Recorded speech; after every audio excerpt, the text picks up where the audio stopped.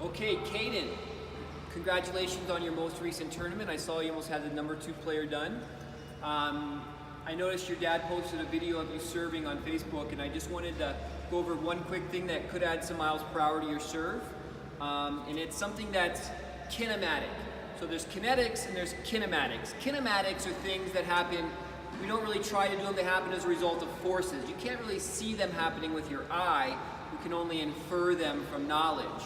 So on your serve, for example, one thing you do is you muscle the acceleration initially over your head, okay? When you muscle your acceleration initially, it doesn't respect the loading of the kinetic chain because the racket doesn't naturally load within the kinetic chain.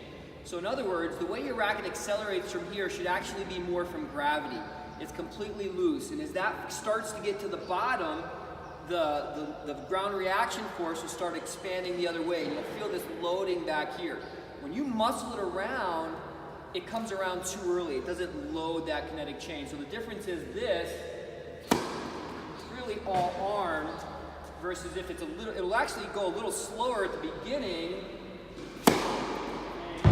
but you'll be able to get more speed in the end because there's more kinetic energy built up. Caden, so think about when you go outside and throw your tennis racket. You don't throw your racket as fast as you can from this position. You'll notice you kind of start much slower and looser, and then there's more loading within the body. So in other words, the motion looks identical to pros, but what pros don't do is they don't muscle over their head and try to start accelerating too early. So go slower at the beginning, use gravity, you're going to feel more of a loading throughout your body.